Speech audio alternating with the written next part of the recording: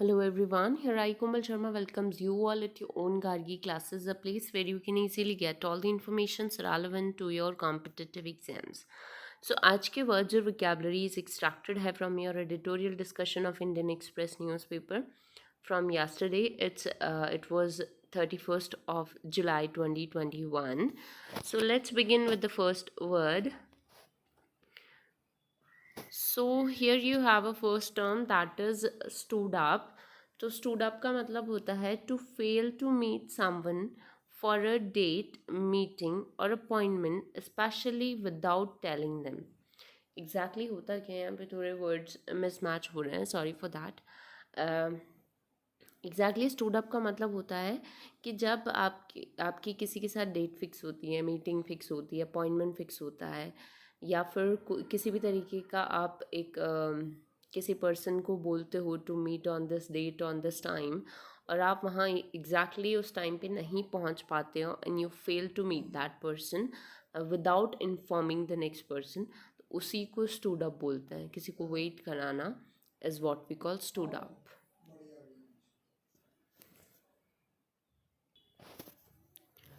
Another word is obdurate. Obdurate is an adjective. Obdurate का मतलब होता है stubbornly persistent in wrongdoing. जब कोई भी पर्सन गलत कर रहा होता है, गलत काम कर रहा होता है, गलत डीड्स होती हैं और वो उस चीज़ को persistently stubbornly ज़िद के साथ फॉलो करता है, तो बेसिकली ऑब्ड्यूरेट का मतलब होता है हठी होना. ठीक है, अपनी बात पे टिके रहना. सो इसके सिनोनिम्स हो जाएंगे adamant या फिर firm, and the antonyms are gentle या फिर submissive. So I had never experienced his obduracy before, कि मैंने उसकी ये जो ज़िदपन है और उसका जो हठीपन है, मैंने उसको कभी पहले एक्सपीरियंस नहीं किया. Next word is imperious. Imperious is an adjective. Imperious का मतलब होता है expecting people to obey you and treating them as if they are not as important as you. ठीक है, वाइल यू एक्सपेक्ट पीपल कि वो आपको फॉलो करे और उनको आप इस तरीके से ट्रीट करो कि वो आपसे ज़्यादा इम्पॉर्टेंट नहीं है. So expecting people to obey you and treating them as if they are not as important as you. So इसके सिनोनिम्स क्या हो जाएंगे? While you consider your self high handed और while you consider your self imperial. So इसका antonym हो जाएगा meek. So the CEO was an as imperious as ever, की जो सुपीरियर जो भी CEO है वो अपने आप को बहुत ज़्यादा सुपीरियर समझता है. तो पैरामाउंट भी बोल सकते हो आप, उसको सुपीरियर भी बोल सकते हो. ठीक है, अब जिस पर्सन में सुपीरियोरिटी कॉम्प्लेक्स होती है, that the next person has to follow me and the person consider himself more important rather than the next person. So this is the word that is imperious. Next term is reaching up. Reaching up का मतलब होता है to increase और make something increase rapidly and by small amounts. धीरे धीरे छोटे छोटे amount में किसी चीज़ को इंक्रीज करना, उसे बढ़ाना rapidly. So this is the term that is ratchet. Ratchet होता है बेसिकली, बट यहाँ पे ये टर्म मैंने रैचिंग अप कर दिया. Next word is impermissible. Impermissible is an adjective. इसका मतलब होता है नॉट परमिटेड. जब कोई चीज़ आपको अलाउ नहीं होती है, परमिशन नहीं होती किसी चीज़ की. Impermissible extracted from the word permissible. तो परमिसिबल का जस्ट ऑपोजिट हो जाएगा इम्पर्मिसिबल. सो बैन करना, क्लोज करना किसी चीज़ को or the synonyms, and the antonyms are free या फिर permitted. So I appreciate that it can be said that this is an argument that the minority view is correct and is therefore impermissible. कि जो minority view है वो impermissible है, उसे correct नहीं माना जाता.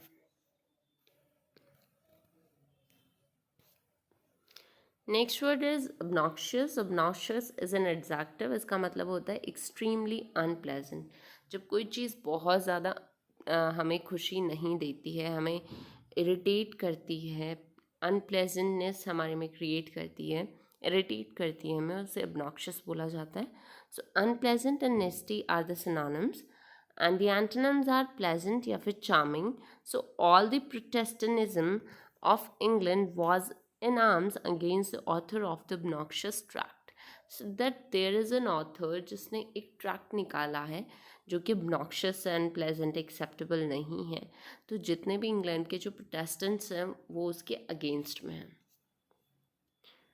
Next word is tutelage. Tutelage is a noun. tutelage का मतलब होता है द टीचिंग, एडवाइस और instruction that one person gives to another.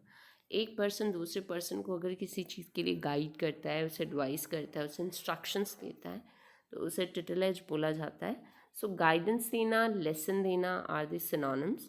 Antonym is ignorance. So under his tutelage, she regained her interest in literature. कि उसके guidance के नीचे, उसके गाइडेंस लेके उसको फिर से लिटरेचर में इंटरेस्ट आने लगा. Next term is obiter dictum. Obiter dictum का मतलब होता है अ जजेस expression of opinion uttered in court और in a written judgement but not essential to the decision and therefore not legally binding as precedent. So basically इसका मतलब होता है कोई भी रिमार्क देना, कोई भी फॉर्मल इनफॉर्मल रिमार्क देना बाय द जजमेंट. एग्जैक्टली वो डिसाइडेड नहीं होता है जो भी वो रिमार्क देते हैं. सो एक जज का एक्सप्रेशन या ओपिनियन हम बोल सकते हैं जो कोर्ट में दिया जाता है. रिटन इनफॉर्मल भी बोल सकते हो, और ठीक है राइटिंग में देते हैं, but that was that is kind of remark only, and that was not essential to the decision and therefore not legally binding as president.